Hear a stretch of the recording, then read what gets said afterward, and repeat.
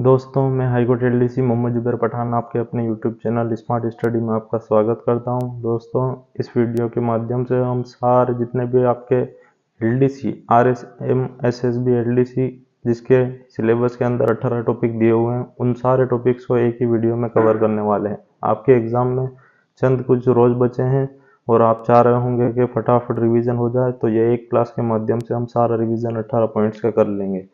तो देखते रहिए एंड तक वीडियो। और जो विद्यार्थी नए हैं जिन्होंने अभी तक कुछ पढ़ा नहीं है वो भी इसको देखें, उनके लिए भी बहुत ही कारगर होने वाला है और सारा रिवीजन हो जाएगा। इसका पत्र लेखन तक पढ़ाऊंगा, सारे टॉपिक संधि समास उपसर्ग प्रत्यय जितने भी टॉपिक हैं, वाच्य वाक्य संयुक्त वाक्य सरल वाक्य मिश्र वाक्य, सब कुछ एक ही वीडियो में कंप्लीट सिलेबस हो जाएगा। तो पत्र संबंधी जितने भी सवाल आने वाले हैं सब एक ही वीडियो के माध्यम से आपका सब कुछ क्लियर करा दिया जाएगा।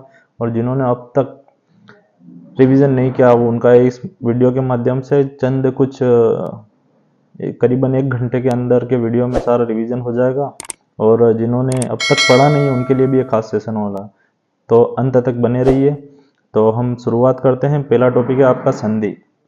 संधि क्या होती है? जब दो वर्णों का मेल होता है तो उनसे जो विकार उत्पन्न होता है उसे हम संधि कहते हैं।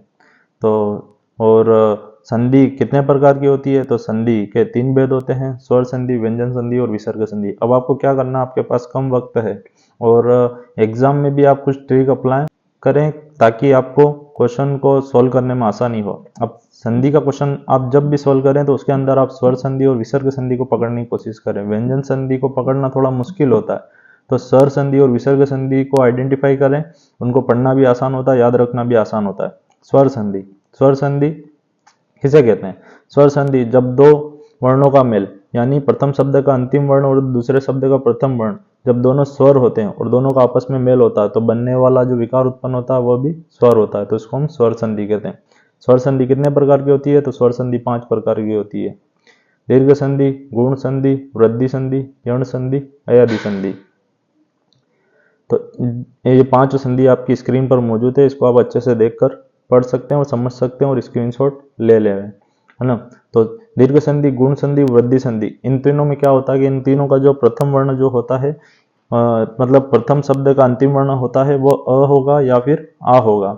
लेकिन यण संधि में जो प्रथम शब्द का अंतिम वर्ण होगा वो ई उ और ऋषि होगा। और अयादि संधि में प्रथम शब्द का अंतिम वर्ण ए और औ होगा। इस प्रकार आप ज्ञात कर सकते हैं कि कौन सी संधि है ना। तो इसको हम बारीकी से और पढ़ते हैं। तो दीर्घ संधि, दीर्घ संधि में क्या होता है कि जो दो समान स्वर यानी अ आ या आ के साथ मेल होगा, ई बड़ी और बड़ी ई का छोटी के साथ मेल होगा, उ बड़े ऊ के साथ और बड़े ऊ का छोटे ऊ के साथ मेल होगा, तो समान स्वर का विकार उत्पन्न होगा। लेकिन समान में भी जो दीर्घ होगा उसी का विकार उत्पन्न होगा ना, दीर्घ वाले का ही विकार उत्पन्न होगा। जैसे बड़े आ का विकार उत्पन्न होगा, बड़ी ई का विकार उत्पन्न होगा और बड़े ऊ का विकार उत्पन्न होगा। तो उसके सारे एग्जाम्पल आपके सामने स्क्रीन पर मौजूद हैं। दूसरा हम पढ़ते हैं गुण संधि। गुण संधि को मान लीजिए कि गुण संधि में ये होता है कि उसके गुण ही चेंज हो जाते हैं ना। तो जैसे आ का मेल जब दूसरे शब्द के प्रथम वर्ण के साथ होता है और आ का भिन्न स्वर के साथ होगा ना, तो दीर्घ संधि में हमने पढ़ा कि समान स्वर के साथ मेल होता है, लेकिन गुण संधि में भिन्न स्वर के साथ मेल होता है। आ का ई उ और इसी के साथ मेल होता है, तो बनने वाला जो स्वर होगा वो ए ओ अर होगा, है ना। तो उसके भी एग्जाम्पल आपके सामने मौजूद है ना। महा प्लस ऋषि जो अंत में दिया हुआ महर्षि, ये बहुत ही इंपॉर्टेंट है, इसको याद रखें। बाकी देवेंद्र, गणेश, रमाइश, वीर, ये सारे जितने भी एग्जाम्पल हैं इनको याद रखें। चौथा हम पढ़ते हैं, तीसरा हम पढ़ते हैं वृद्धि संधि। वृद्धि संधि में क्या होता है? आ का मेल जब दूसरे शब्द के प्रथम वर्ण ए ऐ औ के साथ होता है तो जो विकार उत्पन्न होगा वो भी वृद्धि के साथ होता है। वृद्धि के साथ कैसे? जैसे बड़ा ए और औ, तो बड़ा ऐ और औ आपको दिखाई देगा। जैसे एक में के ऊपर डबल ए की मात्रा, परमेश्वर में परमेश्वर, डबल ए की मात्रा, सदा प्लस एव सदैव, ये सबसे इंपॉर्टेंट है सदैव, है ना। ये सारे एग्जाम्पल जितने भी हैं इसको आप अच्छे से देखें और अच्छे से याद रखें।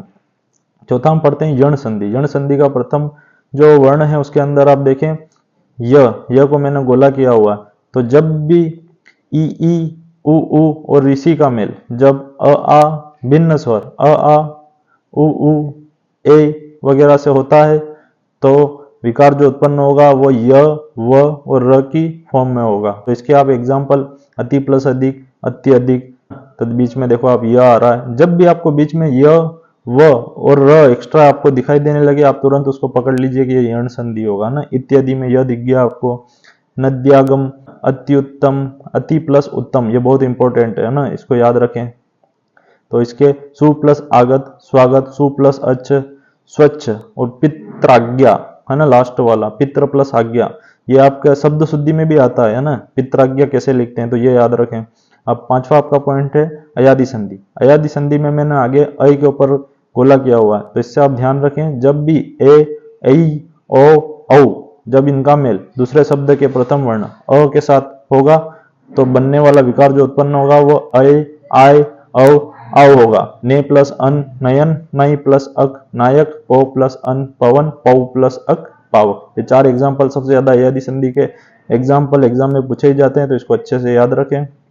इसके बाद हम बात करते हैं व्यंजन संधि। व्यंजन संधि अभी आपके पास कम समय है, तो इसको आप जिन्होंने पढ़ लिया वो तो अच्छे से पढ़ लें, रूल्स को याद ना करें अभी, और जिन्होंने नहीं पढ़ा है वो तो रूल्स को भी याद करने की कोशिश नहीं करें, क्योंकि इतना समय है नहीं आपके रूल्स को याद करने बैठे। आप फटाफट उसके एग्जाम्पल देखिए, एग्जाम में आपके अच्छे से हो जाएंगे।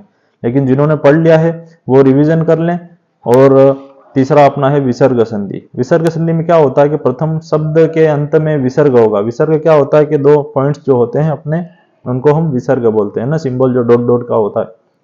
तो विसर्ग संधि के अंदर दो एग्जाम्पल बहुत ज्यादा इंपॉर्टेंट है, जिसके गलत होने के भी चांस ज्यादा होते हैं, तो वो मैं इसके माध्यम से आपको बताऊंगा। और आप कहीं किसी भी बुक से आप पढ़ रहे हैं, चाहे वो राघव प्रकाश हो या फिर कुछ और किताब हो, 9वीं से 12वीं तक की जो हिंदी की किताब हो उससे पढ़ रहे हो, तो उसके अंदर आप विसर्ग संधि और स्वर संधि को पढ़ें, उसी के थ्रू आप एग्जाम में क्वेश्चन को सोल्व करें। तो विसर्ग संधि में क्या होता है कि विसर्ग दो डॉट होते हैं प्रथम शब्द के अंत में, और दूसरे शब्द के प्रथम वर्ण जो होगा वो अगर कप हो, तो विसर्ग संधि में याद है कप, जो अपना चाय पीने वाला एक कप जो होता है कप। तो जैसे अपन मन प्लस कामना है ना, तो मन के साथ विसर्ग आता है, प्लस कामना, कामना का प्रथम वर्ड कौन सा है, क है ना, मैंने बोला कप।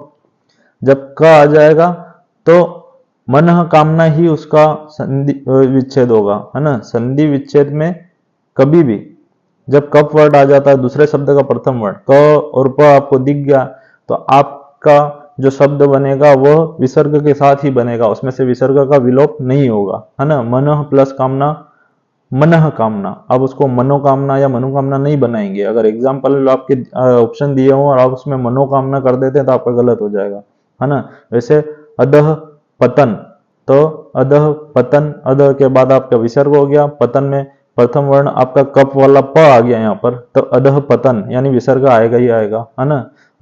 और आपका एग्जाम हो गया अंतःकरण। अंतःकरण में भी बीच में विसर्ग आएगा ही आएगा। और आपका एक और एग्जाम्पल हो गया अंतःपुर, जहां पर रानियों का निवास होता है, निवास स्थान को अपन अंतःपुर कहते हैं। तो अंत विसर्ग प्लस पुर, यहाँ पर भी कप वाला पुर में प आ रहा है तो अंतःपुर ही लिखेंगे उसको। तो ये आपका संधि का टॉपिक समाप्त होता है। दूसरा हम बात करते हैं समास की। दूसरे टॉपिक हम आपके सिलेबस समास की बात करते हैं। समास क्या होता है कि उसको संक्षिप्त में करना या छोटा करना, है ना। तो जब हम संधि की बात करते हैं तो संधि में दो वर्णों का मेल होता है और विकार उत्पन्न होता है। समास में दो शब्दों का मेल होता है और विकार उत्पन्न होता है। समास कितने हैं? समास को हम 6 भागों में विभाजित करते हैं। तो अव्ययी भाव समास, तत्पुरुष समास, कर्मधारय समास, द्विगु समास, द्वंद्व समास और बहुव्रीहि समास। अगर हम कर्मधारय समास की बात करें तो उसका प्रथम पद प्रधान होता है। तो और इसके अंदर क्या होता है कि आवृत्ति भी होती है ना। और एक और बात याद रखें कि अव्ययी भाव समास के अंदर उपसर्ग का उपयोग भी होता है। जैसे प्रतिदिन, प्रति उपसर्ग है तो उससे आपको पता चलेगा कि ये कर्मधारय समास। जब भी आपको उपसर्ग दिख जाए आप उसको कर्मधारय समास मानकर उसका आंसर लगाएं, है ना। और जैसे आवृत्ति, प्रतिदिन, तो यानी प्रतिदिन का मतलब होता है हर दिन, हर दिन यानी दिन की आवृत्ति हो रही है।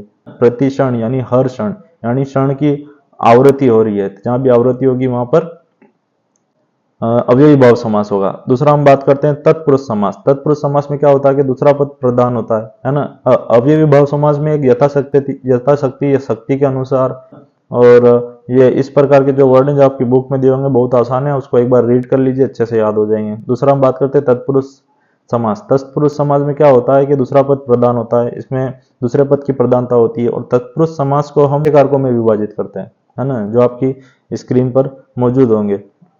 तो तत्पुरुष समास में कौन कौन से कारक आते हैं, तो हम कर्ता ने कर्म को करण से के द्वारा संप्रदान के लिए अपादान से अलग होने के अर्थ में अधिकरण में पर संबंध का के की रा रे री, ये आपको मुंह जबान याद होने चाहिए। जब भी आप एग्जाम में इसको पढ़ोगे तो उसके अंदर आप तत्पुरुष समास को पहचान लोगे कि कौन किस प्रकार का ये तत्पुरुष समास।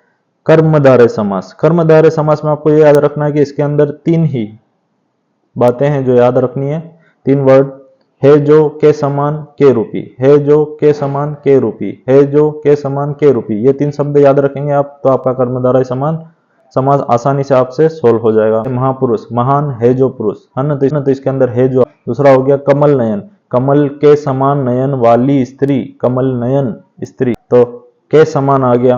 और विद्याधन, विद्या रूपी है जो धन, विद्या रूपी, तो रूपी आ गया इसके अंदर। तो है जो के समान रूपी जहां पर आपको दिखाई दे विच्छेद करने के बाद, तो वो आपका समास कौन सा होगा, कर्मधारय समास। चौथी बात करते हैं हम द्विगु समास की। द्विगु समास में प्रथम वर्ण जो दिख रहा है आपको वो द्वि होता है, एक संख्यावाचक शब्द। जब भी आपको किसी समास के अंदर संख्यावाचक शब्द दिखता है, जैसे चौराहा, तिराहा, है ना, षटकोण, पंचकोण, त्रिकोण, तो इनमें जो प्रथम पद जो होगा वो आपको संख्या के रूप में दिखेगा और उसका एक अन्य अर्थ नहीं निकलता हो, तीसरा पद नहीं बनता हो। अगर संख्यावाचक होके भी तीसरा पद बन गया तो बहुव्रीहि समास हो जाएगा, जो आगे बताऊंगा। लेकिन द्विगु समास में संख्यावाचक होगा, जैसे चौराहा यानी जानी चार रास्ते मिलते हैं, तिराहा जहां पर तीन रास्ते मिलते हैं, त्रिकोण यानी तीन कोण वाला, है ना, चतुर्भुज जिसकी चार भुजाएं हो। तो इस प्रकार जो समास होंगे वो अपन द्विगु समास में आते हैं, संख्यावाचक वाले। द्वंद्व समास, पांचवा हमारा है द्वंद्व समास। द्वंद्व समास में क्या होता है कि योजक चिन्ह का यूज करते हैं, यानी दो शब्दों के बीच में एक डैश की लाइन होती है, वो बताती है कि ये दोनों आपस में जुड़े हुए हैं। जैसे माता और पिता, बीच में योजक लाइन की एक डैश की लाइन होगी, है ना, माता अथवा पिता, और अथवा व के द्वारा हम योजक शब्दों को बताते हैं। और जैसे दिन रात, दिन और रात, है ना, चांद और तारे, चांद तारे, है ना, तो अपन डैश कर देते हैं, तो इसका मतलब वो योजक शब्द है ना। और हम छठा बात करते हैं बहुव्रीहि समास की। बहुव्रीहि समास में क्या होता है कि पूर्व पद और उत्तर पद दोनों की प्रधानता न होकर तीसरे पद की प्रधानता होती है। जैसे नीलकंठ, तो नीलकंठ, नीला है कंठ जिसका, तो ये किसके बारे में बात की गई है, तो ये भगवान शिव की बात की गई है। यानी यहाँ पर नीला और कंठ दोनों की प्रधानता न होकर तीसरा पद नीलकंठ यानी भगवान शिव की प्रधानता है, तो यहाँ पर ये जो होगा वो बहुव्रीहि समास होगा।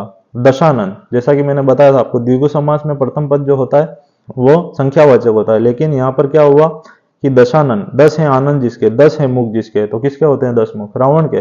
5 इधर मिला के जैसे 10 है आनंद जिसके, तो रावण के। तो यहाँ पर संख्या तो आ रही है लेकिन उपमा किसको दी जा रही है, रावण को, यानी तीसरे पद की प्रधानता हो रही है, इसलिए यहाँ पर यूज होगा बहुव्रीहि समास, है ना। गजानन, गज के समान आने वाला यानी हाथी, गज किसका पर्यायवाची है, हाथी का, तो गज के समान आनन वाला कौन होता है, हनुमान जी, तो गज के समान आनन वाला गजानन, तो तीसरे पद की प्रधानता हो रही है हनुमान जी की, तो इसलिए यहाँ पर यह बहुव्रीहि समास होगा। तो आपके सिलेबस का तीसरा पॉइंट है उपसर्ग प्रत्यय।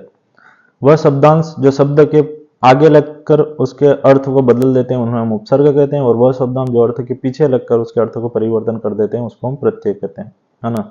तो मेन उपसर्ग जो है वह विभिन्न भाषाओं से आए हैं, चाहे वो संस्कृत के हो सकते हैं, हिंदी के हो सकते हैं, और विदेशी भाषाओं के हो सकते हैं, जैसे उर्दू वगैरह।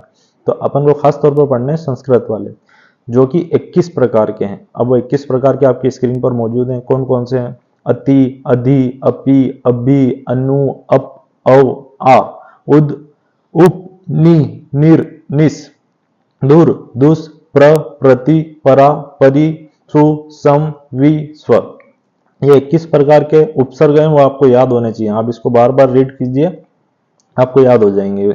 स्क्रीनशॉट ले लीजिए। अब क्या होता है कि कई बार उत और उद उपसर्ग में अपन को कंफ्यूजन होता है, तो उत उपसर्ग कभी नहीं आता, आप याद कीजिए, है ना। उपसर्ग की बात हो तो उद उपसर्ग नहीं आएगा, उद उपसर्ग होता है ना। संस्कृत में जो उपसर्ग होता है उद होता है ना। उद संस्कृत का उपसर्ग नहीं होता है। जैसे उदार, उत्सर्ग, उज्जवल, उत्साह, उत्थान, उत्तम, जब भी इसके अंदर उपसर्ग पूछे आपके ऑप्शन उद और उद दोनों हो तो आप उद को प्रायोरिटी देंगे। उद आपको लगाना आपका सही होगा, अन्यथा आपके गलत होने के चांस हैं। प्रत्यय क्या होता है, जो मूल धातु के बाद लगकर अर्थ को बदल देते हैं। ये भी संस्कृत, हिंदी और विदेशी भाषा से आए हैं। कृत प्रत्यय और तद्धित प्रत्यय।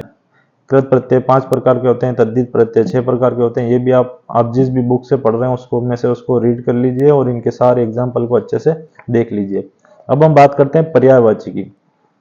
पर्यायवाची पढ़ने में दोस्तों आप लोगों को काफी तकलीफ होती है। बहुत से ऐसे होते हैं कि मेरे को याद नहीं होते किसका कौन सा, मुझे पता नहीं चलती। तो इसको जब भी आप पढ़ें तो आप क्या कीजिए कि इसको डिवाइड कर लीजिए, है ना। भगवान वाले जितने हैं तो नाम, उन पर्यायवाची को एक अलग पेज पर लिख लीजिए, और जितने पेड़ पौधे वाले उनको अलग लीजिए। पक्षी वाले जैसे मोर, कौवा, और जानवरों वाले जैसे हिरण, केसरी, शेर को बोलते हैं, भैंस, गाय, कुत्ता, है ना, तो इनके अलग लिख लीजिए ऐसे करके। और शरीर के भाग वाले उनके अलग कर लीजिए, तो आपको उससे आसानी होगी पढ़ने के अंदर, आपको दिक्कत नहीं आएगी। जैसे भगवान वाले जितने भी हैं उसको मैंने स्क्रीन पर आपके सामने शो किया है, तो इसका स्क्रीनशॉट लीजिए और इसको आसानी से पढ़ लिए। सबसे ज्यादा इसी में से पूछे जाते हैं, आपके गलत नहीं होना चाहिए। तो पर्यायवाची का पढ़ने का ये तरीका होता है। आप जिस भी बुक से पढ़ रहे हैं उसको इस तरीके से डिवाइड कीजिए और रिवीजन कीजिए अच्छे से अच्छे, और जो कंफ्यूज करते हैं उनको गोला मार्क कीजिए और उनको कंपेयर कीजिए कि हाँ ये इसका है, ये इसका है, और ऐसे उसको पढ़ने की कोशिश कीजिए। आगे फिर कभी वीडियो बनाया जाएगा, उसके अंदर पूरी डिटेल में पर्यायवाची शब्द कैसे पढ़ने चाहिए, कैसे याद करने चाहिए, उसके बारे में जानकारी दी जाएगी। 5वां आपके सिलेबस का टॉपिक है विलोम शब्द। विलोम शब्द में आपको क्या करना है कि जिस भी बुक से आप पढ़ रहे हैं, विलोम शब्द बहुत ही आसान टॉपिक है, बहुत आसान टॉपिक है। आप 1 से 1.5 घंटे के अंदर बिल्कुल अच्छे से पढ़ के और बिल्कुल टेस्ट दे सकते हैं। आपको क्या करना है कि शुरू का जो पहला विलोम शब्द है वहां से लेकर अंत के विलोम शब्द को, चाहे आपके 300-400 जितने भी हों, उसको 1 घंटे के अंदर फास्ट फॉरवर्ड से आपको उसको रीड कर लेना है ना। फास्ट फॉरवर्ड रीड करने के बाद बहुत से आपको याद होंगे, बहुत से आपको नहीं याद होंगे। जो भी आपको नहीं याद है आप उसको अंडरलाइन कर लीजिए। सेकंड बार क्या करेंगे, आप रिवीजन करेंगे तो जहां पर आप एंड में गए, एंड से वापस अप की ओर आएंगे, है ना। तो जो आपने मार्क किया था सिर्फ उसको पढ़ने, जो आपको याद है उसको पढ़ के आपका टाइम वेस्ट नहीं करना आपको। तो आप उसको ही पढ़ते जाएंगे तो आपका टाइम वेस्ट नहीं होगा और आपको याद हो जाएंगे। ऐसा करके आप फर्स्ट तक आ जाएंगे। फिर सेकंड जब टाइम था तो आपके अंदर और आपको कंफ्यूजन हुआ होगा कि हाँ ये वाला मेरे को तो याद हो गया और ये वाला नहीं हुआ। तीसरे रिवीजन के अंदर आपको और जो लगा कि ये मेरे को फिर से देखने की जरूरत है, उनको मार्क कीजिए और थर्ड रिवीजन में आप वापस उसको रिवाइज कीजिए। तो एग्जाम में फास्ट रिवीजन करने का ये तरीका विलोम शब्द का। तो विलोम शब्द 3 बार आपका रिवीजन हो जाएगा और करीबन आपको ये करने में 1.5 घंटा से 2 घंटे भी नहीं लगेंगे आपको। 1.5 घंटे में आपका पूरा कंप्लीट रिवीजन हो जाएगा। फिर आपकी बात करते हैं हम छठे टॉपिक अनेकार्थक शब्द। अनेकार्थक शब्द आप बुक से पढ़ लीजिए, ये सेम होते हैं, इसको थोड़ा सा समझने की जरूरत है। तो थोड़ा ध्यान से पढ़ेंगे तो ये एक बार में आपके समझ में आ जाएंगे, कोई मुश्किल है नहीं। बस थोड़ा कंफ्यूजन करते हैं तो कंफ्यूजन बार बार पढ़ने से ही दूर होता है और टेस्ट देने से आपके जो सोल्व करोगे तभी जाके आपको पता लगा। 7वां टॉपिक है आपके सिलेबस का शब्द युग्म। शब्द युग्म को हमेशा जोड़े में पढ़ने का प्रयास करें, है ना। जोड़े के अंदर उसको पढ़ पढ़ के याद करेंगे, जैसे अभिज्ञ, अनभिज्ञ, अभिज्ञ, अनभिज्ञ। तो अभिज्ञ इनको एक साथ ऐसे बोलें तो आपको जोड़ा बनता जाएगा दिमाग के अंदर, है ना। तो वो माइंड आपका रिकॉल करेगा, जब भी सोचोगे तो दोनों एक साथ ही मुंह से निकलेगा आपका। तो आपको पता होगा कि इसका अर्थ ये होता है, इसका एक अर्थ ये होता है। तो आपको उसमें अभिज्ञ जैसे जिसको जानकारी हो किसी चीज के बारे में, और अनभिज्ञ यानी उसको किसी बात की जानकारी ना हो, है ना। तो ऐसे आप जोड़े जोड़े में पढ़ें और प्रैक्टिस करते रहें। अब हम बात करते हैं 8वां टॉपिक है आपका संज्ञा से विशेषण। विशेषण क्या होता है, जो संज्ञा सर्वनाम की विशेषता बताता है उसको हम विशेषण कहते हैं, है ना। तो जैसे सुंदर, सुंदरता, लंबा, लंबाई, यानी कोई व्यक्ति है वो, ये मोहन बहुत लंबा है, यानी मोहन की लंबाई बहुत अधिक है, यानी लंबाई क्या हो उसकी विशेषता को बताती है कि इसकी लंबाई औसत से अधिक है। तो जो विशेषता बताती है संज्ञा या सर्वनाम की उसको विशेषण कहते हैं। तो सफल, सफलता, ठंडा, ठंडक, आलस्य, आलसी, न्यून, न्यूनता, ऐसे बहुत सारे हैं जो आप एग्जाम जिस भी बुक से आप पढ़ रहे हैं उसमें से रीड कर लीजिए। कोई आसानी, कोई ज्यादा समझाने की इसको जरूरत है नहीं। शब्द शुद्धि, शब्द शुद्धि के बहुत से वर्ड आपकी स्क्रीन पर मौजूद होंगे, आप उसमें से देख लीजिए, है ना, स्क्रीनशॉट ले लीजिए। शब्द शुद्धि में जैसे एक होता है कवियत्री और कवि और कवियत्री, है ना, तो हम कवि का कवित्री कर देते हैं तो वो गलत होता है, कवियत्री। जैसे अभ्यारण्य, श्रृंगार, ये बहुत ज्यादा पूछा जाता है, श्रृंगार। ऊर्जा और उष्मा में वो बड़ी होती है। सबसे ज्यादा और पूछा जाने वाला उज्ज्वल, है ना, दोनों जो आधे हैं देखिए आप, प्रज्वलित। उज्ज्वल को आप ज पूरा ना लिखें, वो ज पूरा लिखने पर वो गलत हो जाता है। उज्ज्वल दोनों जो आधे होंगे। प्रज्वलित, ज्वाला से ज्वलित बना है तो जो वह पूरा होगा, ज आधा होगा। उज्जैनी, ज पूरा होगा इसमें। महात्म्य, गण्यमान्य, याज्ञवल्क्य, निःशुल्क, जैसे मैंने आपको बताया था विसर्ग संधि के अंदर कि निह ना, और उसके बाद शुल्क जब भी आता है तो आप उसको जब लिखेंगे तो निःशुल्क लिखेंगे, है ना, श की आवृत्ति हो जाएगी। जो भी स होगा यहाँ पर, निस्संदेह होता है तो निसंदेह होगा, संदेह होगा तो आप उसको निस्संदेह करेंगे, यानी जो श आपका आया था उसी की आवृत्ति होगी, 2 बार लिखा जाएगा। श्रीमती, शुद्धिकरण, अपराहन, पूर्वाहन, व्याकरण, जो व्याकरण का ज्ञाता होता है उसको व्याकरण कहते हैं। उपलक्ष्य, उपलक्ष्य नहीं होता, उपलक्ष्य होता है। योगी, योगी का बनेगा योगी राज। योगी जब लिखते हैं तो गी की मात्रा बड़ी होती है, लेकिन पीछे उसके साथ में शब्द में और कुछ जुड़ता है तो योगी राज हो जाता है, तो गी की मात्रा छोटी हो जाएगी। वैसे ही पक्षी, पक्षी राज छोटी हो जाएगी। शुश्रूषा, आंसू, दांत, चांद में चंद्र बिंदु होता है। वाल्मीकि, औद्योगिक, पुनरावलोकन नहीं होता, पुनरावलोकन होता है। पुनः प्लस अवलोकन, पुनः, तब जब विसर्ग हटेगा तो र की ध्वनि आएगी, पुनरावलोकन हो जाएगा। अर्थात, इकाइयां, दवाइयां, तो इनके ऊपर चंद्र बिंदु आते हैं। उल्लेखित नहीं होता, उल्लिखित होता है। न्योछावर, न्योछावर नहीं होता, यानी यो के ऊपर 2 ए ओ औ नहीं होता है, ओ होता है, न्योछावर होगा। यथेष्ट, वरिष्ठ, कनिष्ठ, ये सब इंपॉर्टेंट है, इसको अच्छे से याद रखें। की बात करते हैं वाक्य शुद्धि में, आपने वाक्य के अंदर अशुद्धि होगी उसको पहचान करनी है, तो या फिर कौन सा शब्द, कौन सा वाक्य शुद्ध रूप में लिखा हुआ उसकी पहचान करनी है। तो जैसे, है ना, जब सबसे सुंदरतम, ऐसे वाक्य में दिया हो कि सबसे सुंदरतम कौन है, तो सबसे नहीं आएगा, सुंदरतम खुद अपने आप में हाईएस्ट डिग्री है, तम लग गया पीछे, तो सबसे सुंदरतम दोनों एक साथ नहीं आएंगे, है ना।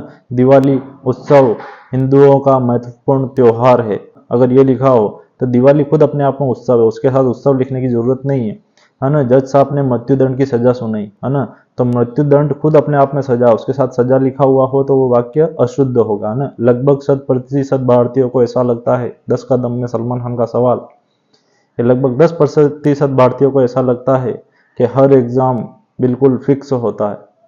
तो लगभग और 100% दोनों एक साथ नहीं आ सकते। जब 100% बोल दिया आपने तो प्रतिशत के साथ लगभग क्यों लगेगा। सायकाल के समय मुझे घूमना पसंद है, तो सायकाल खुद अपने आप में एक समय है, तो उसके साथ में समय लिखने की कहाँ जरूरत है ना। शायद मैं कल जरूर आऊंगा, तो शायद, या तो शायद आओगे या फिर जरूर आऊंगा, दोनों एक साथ हो ही नहीं सकते, है ना। तो बहुत प्राचीन अवशेष मिले, तो बहुत प्राचीन खुद अपने आप में बहुत पुराना है, तो उसमें आगे बहुत लिखने की जरूरत नहीं, तो वाक्य अशुद्ध हो जाएगा, है ना। सारी दुनिया भर में यही कचरा फैला हुआ है, तो सारी और दुनिया भर अपने आप में सारा हो गया, तो उसके लिए सारा शब्द लिखने की जरूरत ही नहीं है ना। और दूसरे दोनों शब्द एक साथ कभी नहीं आएंगे। ठंडा बर्फ लेके आओ, तो ठंडा बर्फ अपने आप में ठंडा, उसको ठंडा बताने की कहाँ जरूरत है ना। केवल मात्र 10 लोग ही आए थे, तो केवल और मात्र दोनों के एक ही वर्ड है ना, तो दोनों एक दूसरे के पर्यायवाची ही हैं, तो दोनों केवल और मात्र लिखने की कहाँ जरूरत है। अब जैसे सर्वनाम शब्दों की भी अशुद्धि होती है। मैंने कल, है ना, तो मैंने कल नहीं होता, मुझे कल, है ना। कोई डॉक्टर को बुला दो, तो कोई डॉक्टर नहीं होता, किसी डॉक्टर को बुला दो। हमको, उनको, तुमको, मेरे को, ये सारे अशुद्धि होते हैं, है ना। आंख से आंसू आ गए, आंसू कभी एक आंख से आते हैं क्या, नहीं, दोनों आंखों से आते हैं, तो आंखों से आंसू आ गए, ये भी अशुद्धि है। और कई बार मेल और फीमेल को लेके अशुद्धि आ जाती है, जैसे दांतों चने चबाना, है ना, तो दांतों चने चबाना नहीं, तो नाकों चने चबाना होता है ना। उसकी दाल नहीं पकी नहीं, दाल नहीं गली होता है। मनीषा अच्छी कवि है, तो कवि नहीं, वो कवयित्री होगा, है ना। कवयित्री महिला के लिए कवयित्री, पुरुष हो तो कवि, है ना। और विद्वान और विदुषी, पुरुष होगा तो विद्वान, महिला होगी तो विदुषी, पुरुष होगा तो बुद्धिमान, महिला होगी तो बुद्धिमती। और जैसे कुछ होते हैं मुहावरे, मुहावरे में बदलाव नहीं होता कभी भी, मुहावरा जो है जैसा लिखा जाता है वैसा ही लिखा जाता है। जैसे मुंह मियाँ तोता बनना, ऐसा नहीं हो सकता, मुंह मियाँ मिट्ठू बनना होता है ना। तो कान पकड़ना, कान पकड़ना नहीं होता, कान कतरना, कोई किसी का कान कतरता रहता है ना। हाथों में बेड़ियां पहनना, नहीं, हाथों में बेड़ियां नहीं होता, बेड़ियां कहाँ पर पहनी जाती है, पैरों में, है ना। माँ दही जमा रही है, दही नहीं जमाया जाता, दूध जमा जाता है ना। आटा पिसाने गया था, तो आटा पिसाने नहीं जाते, गेहूं पिसाने जाते हैं ना। नीची खाई, बहुत ही नीची खाई है, ये खाई बहुत नीची है, तो खाई कभी भी नीची नहीं होती, गहरी होती है। तो ये सब अशुद्धियों को आप ध्यान रखें। अब हम बात करते हैं आपके सिलेबस के 11वें टॉपिक, अकर्मक, सकर्मक और पूर्वकालिक वाक्य। जैसा कि इंग्लिश में सब्जेक्ट, वर्ब और ऑब्जेक्ट होता है, वैसे ही हिंदी के वाक्यों में कर्ता, कर्म और क्रिया होती है।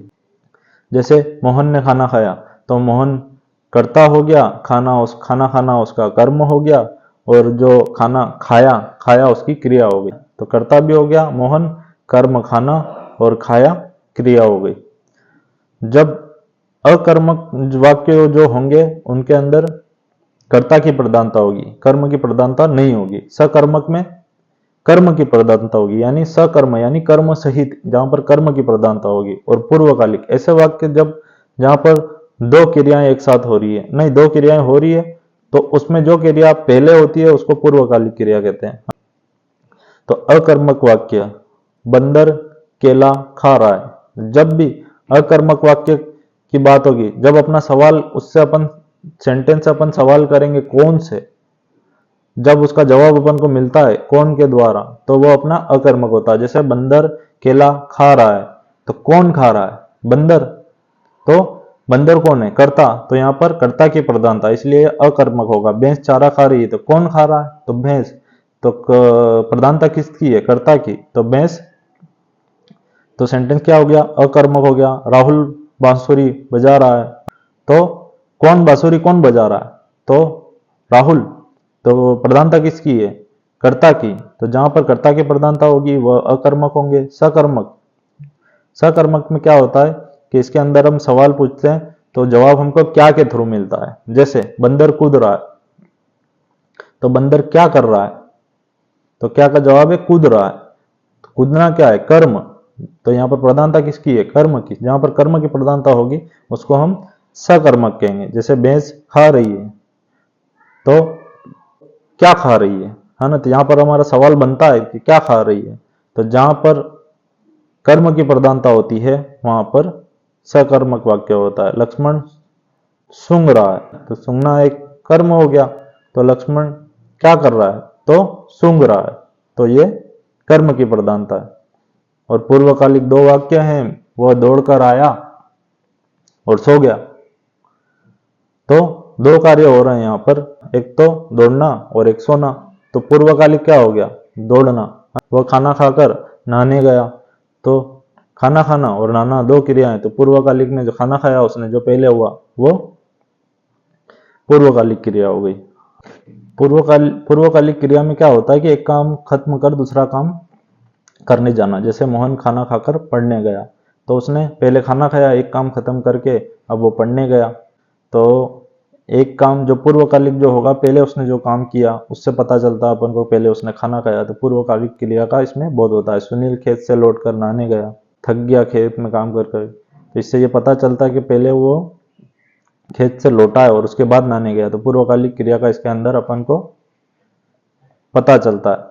आपका सिलेबस का 12वां टॉपिक है वाक्यांश के लिए एक सार्थक शब्द। तो वाक्यांश के लिए सार्थक शब्द, आप ये टॉपिक को बहुत ही ध्यान से पढ़ें। इसका सबसे इंपॉर्टेंट टॉपिक होता है कृतज्ञ और कृतज्ञ। तो कृतज्ञ और कृतज्ञ वालों को बहुत ही ध्यान से पढ़ें, जिसको कंफ्यूजन होता है वो भी इसको ध्यान रखें इस बात का। प्रत्यक्ष और परोक्ष, प्रत्यक्ष, प्रत्यक्ष यानी प्रति प्लस अक्ष यानी आंखों के सामने, परोक्ष मतलब पर, अक्ष पर मतलब परे दूर, जो आंखों से दूर होता है उसको परोक्ष कहते हैं। अछूता, अछूत, पथ्य, पाथे, पथ्य यानी रोगी का भोजन, पाथे जो होता है अपन रास्ते में कोई टिफिन वगैरह कुछ लेके जाते हैं, रास्ते में खाते हैं, उसको पाथे कहते हैं। तो हवि और हवन, इसका भी ध्यान रखें। ब्यालू, रात्रि का भोजन, है ना। हवि क्या होता है, हवन संबंधी जितनी भी सामग्री, जब हवन किया जाता है तो जिससे संबंधित जितनी भी सामग्री काम में आती है उसको हवि कहते हैं हम। कुलीन, ये बहुत इंपॉर्टेंट है, गलती हो जाती है इसके अंदर। कुल अगर कु वर्ड जो उपसर्ग जो होता है वो किसी बुरे के लिए यूज में आता है, तो कुलीन, यहाँ पर कुलीन का मतलब होता है जो ऊंचे कुल में पैदा हुआ होता है, जो राजा महाराजाओं के घर के अंदर पैदा होते हैं उनको कुलीन कहते हैं। कुलीन शासक जो ऊंचे कुल में जन्मा होता है। तो यहाँ पर आप बुरे कुल में जन्मा ऐसे मत समझिएगा इसको, इन बातों का ध्यान रखें आप। और आपका सिलेबस का 13वां टॉपिक है मुहावरे लोकोक्तियां। अब मुहावरे लोकोक्तियां भी कई बार समझ में नहीं आती, कौन सा मुहावरा कौन सी लोकोक्तियां। तो इसकी पहचान होती है, मुहावरे के अंत में हमेशा ज्यादातर ना होता है। आपको सेंटेंस जो मिलेंगे उसके अंदर एंड में आपको ना दिखाई देगा, ज्यादा मोस्टली यही होता है कि ना होगा वो, और वाक्य जो होगा वो अपूर्ण होगा।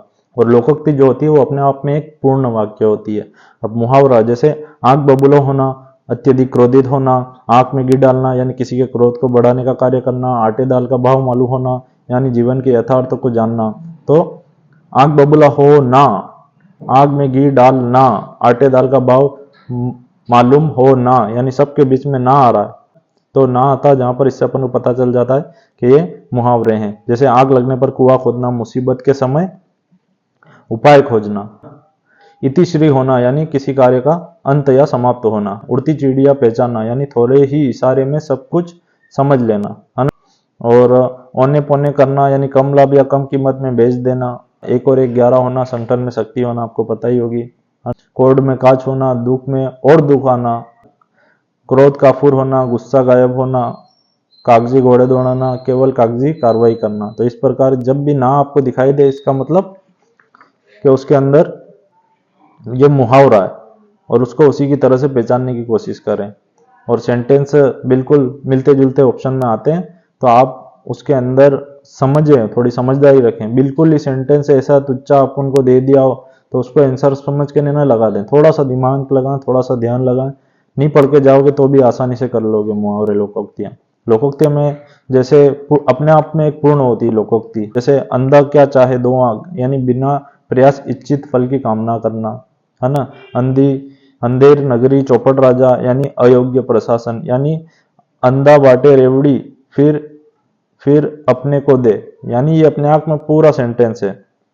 अधिकार मिलने पर स्वार्थी व्यक्ति अपने लोगों को ही मदद करता है, जिसको अपन नेपोटिज्म कहते हैं।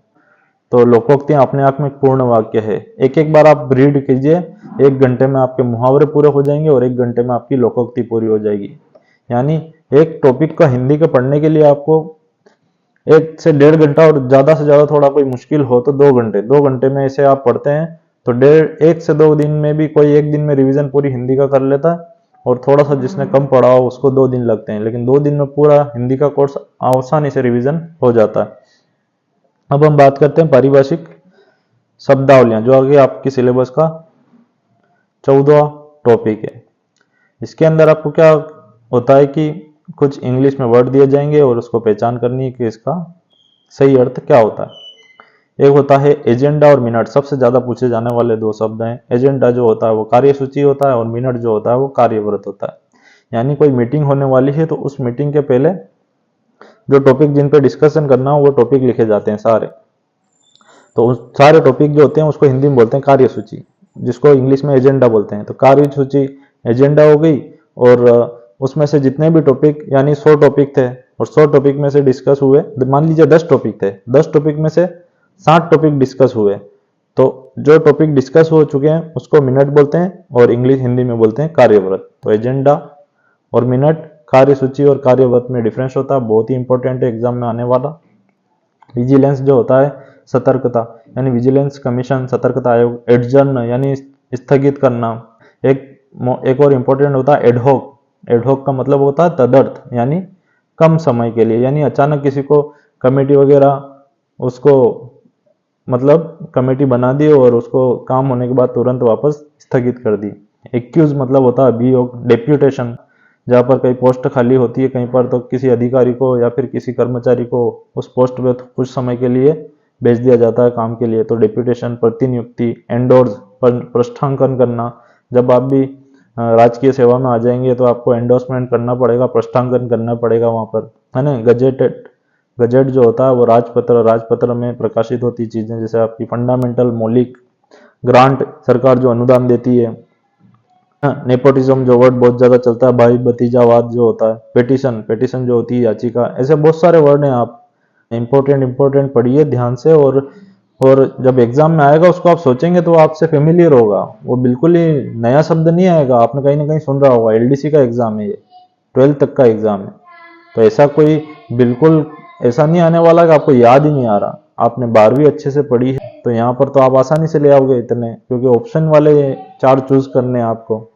वहां पे अपन को लिखने पड़ते थे तो लिखने में गलतियां ज्यादा होती, यहाँ पर लिखा लिखाया है, बस आपको चूज करना है विच वन इज करेक्ट, तो उसमें हिंदी में आसानी होती है, अच्छे मार्क्स कवर हो जाते हैं।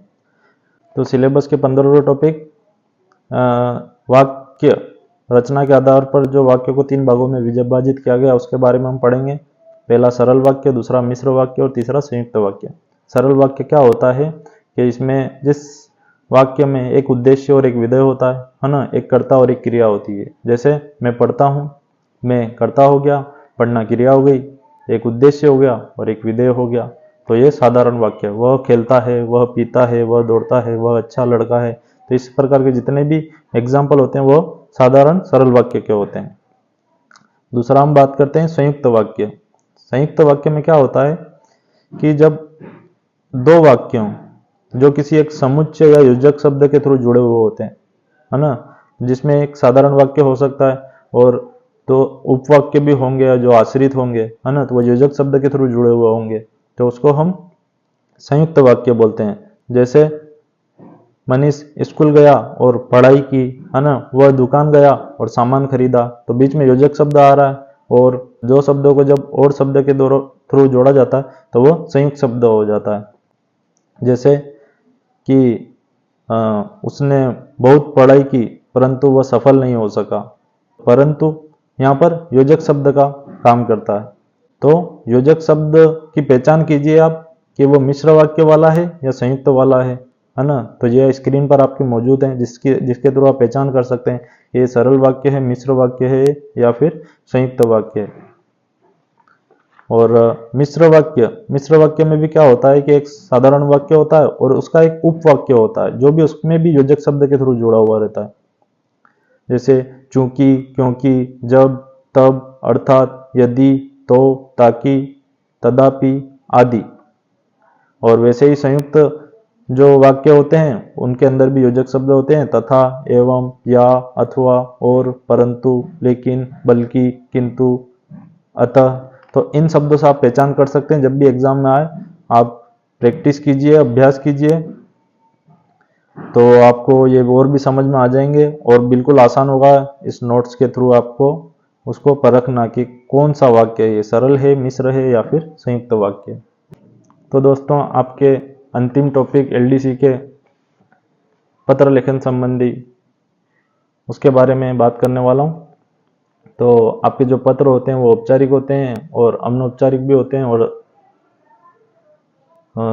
जो औपचारिक होते हैं वो सरकारी विभागों वगैरह को कर्मचारियों अधिकारियों द्वारा जो लिखे जाते हैं वो ऑफिशियल होते हैं, जिनको हम औपचारिक पत्र कहते हैं। और जो आपके दोस्तों रिश्तेदारों इनको जो लिखे जाते हैं उनको हम अनऑफिशियल अनौपचारिक पत्र लिखते हैं। औपचारिक जो पत्र होते हैं वो सिंपल लैंग्वेज में होते हैं, जिसमें फालतू की बात नहीं की जाती, काम की बात बोली जाती है ना, हाल चाल वगैरह नहीं पूछे जाते हैं, है ना, अपने बारे में इंट्रोडक्शन वगैरह कुछ नहीं दिया जाता है। सीधी जो आपको दिशा निर्देश संदेश भेजने होते हैं वो सीधे भेज दिए जाते हैं। उसके जो फॉर्मेट होते हैं 10th की किताब में आप जाकर, या 12th की जो भी हिंदी की किताब है उसके अंदर, या फिर आप जिस भी बुक से पढ़ रहे हैं उसके अंदर देख लें। अब टेंडर वगैरह, विज्ञप्ति वगैरह, है ना, ये सारे जो होते हैं आदेशिका, इन सब के जो फॉर्मेट हैं वो भी आप अंदर से देख लें कि हस्ताक्षर किस में होते हैं किस में नहीं होते हैं, टेंडर वगैरह कहाँ पर लिखा जाता है, विषय किस में लिखा जाता है किस में नहीं लिखा जाता, और भेजने वाले का नाम पता लिखा जाता है या नहीं लिखा जाता, ये सब आप देख लें एक बार। दिनांक कहाँ पर लिखी जाती है। तो इसके कुछ इंपॉर्टेंट क्वेश्चन हैं जो मैं आपकी स्क्रीन पर मौजूद हैं, जो आपको बताना चाहता हूँ। अधिसूचना का प्रकाशन कहाँ होता है, पहला क्वेश्चन। तो अधिसूचना को हम नोटिफिकेशन कहते हैं। है ना। तो राजपत्र, गजट को राजपत्र कहते हैं। दूसरा स्मरण दिलाने वाला पत्र, यानी पहले कोई पत्र आपको भेजा गया था और आप उसका जवाब देना भूल गए तो आपको याद दिलाने के लिए फिर से जो भेजा जाता है उसको अनुस्मारक कहते हैं। तीसरा कार्यालय पत्रों की भाषा, औपचारिक भाषा। चौथा परिवार, रिश्तेदारों, दोस्तों को जो भाषा में पत्र लिखे जाते हैं वो अनौपचारिक भाषा। पांचवा प्रेषक, पत्र भेजने वाला होता है, प्रेषित पत्र प्राप्त करने वाला होता है।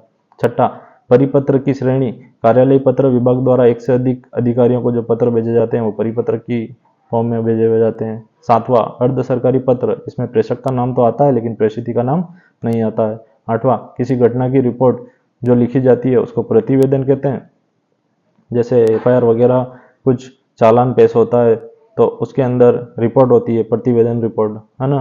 तो आपको पारिभाषिक शब्दावली में पूछ ले कि प्रतिवेदन क्या होता है तो रिपोर्ट को कहते हैं। नौवां कार्यालय पत्र सरकारी कर्मचारी द्वारा अन्य कर्मचारियों या अधिकारियों को लिखे जाते हैं। 10वां कार्यालय आदेश कर्मचारियों द्वारा कर्मचारियों की नियुक्ति, है ना, यानी ज्वाइनिंग, उनके स्थानांतरण, उनका ट्रांसफर होता है, उनकी पदोन्नति यानी उनका प्रमोशन, दंड, अवकाश स्वीकृति आदि जो आदेश होता है वो कार्यालय आदेश होता है। निविदा टेंडर सरकारी गैर सरकारी प्रतिष्ठानों, बिल्डिंगों, भवनों के निर्माण मरम्मत हेतु जो आपने समाचार पत्रों में देखा होगा आमंत्रण किया जाता है कि जिसकी रेट कम होती है और जो अच्छा काम करता है उसको टेंडर दिया जाता है। 12वां विज्ञप्ति, राजकीय गैर सरकारी संस्था अपने दिशा निर्देश, योजना, निर्णय आदि संबंधित व्यक्तियों को समाचार पत्रों के माध्यम से आम जन तक पहुंचाती है। और सीधी भर्ती जैसे अपनी जो होती है वो भी एक विज्ञप्ति होती है। तो आपका कोर्स यहाँ पर सिलेबस कंप्लीट होता है। और एक बात याद रखें, निपात शब्द के बाद लगकर बाद में अतिरिक्त बार वो बल लगा देते हैं। जैसे कि मैं भी कल जाऊंगा तो बीज लगने से उस शब्द में जोर लग जाता है, बल आ जाता है ना। तो मैं भी कल जाऊंगा, पापा भी आएंगे, है ना, मेरे घर तक तो आते, है ना, उसने मुझसे बात तक नहीं की। उसने मुझसे बात नहीं की ये तो साधारण वाक्य हो गया, लेकिन उसने मुझसे बात तक नहीं की यानी उस बात पर अपन ने तक लगा के जोर दे दिया। तो ही, भी, तक, तो, केवल, ये सारे निपात शब्द होते हैं, कभी आ जाए तो ध्यान रखना। तो दोस्तों मैं आगे भी आपके लिए ऐसे इससे बेहतर और भी वीडियो लाता रहूँगा। आप चैनल से जुड़े रहिए और आने वाले वीडियोस में मैं आपको बताऊंगा कि हिंदी को कैसे पढ़नी चाहिए, इंग्लिश कैसे पढ़ना चाहिए, गणित के सवाल कहाँ से स्टार्ट करना चाहिए, अगर आप कमज़ोर हो तो शुरुआत कैसे करनी चाहिए। जिस भी सब्जेक्ट में आप कमज़ोर हैं आप कमेंट सेक्शन में कमेंट कीजिए, मैं पूरी कोशिश करूँगा आपका समाधान हो सके। शुक्रिया दोस्तों, चैनल को लाइक करें, सब्सक्राइब करना ना भूलें और चैनल से जुड़े रहें। धन्यवाद।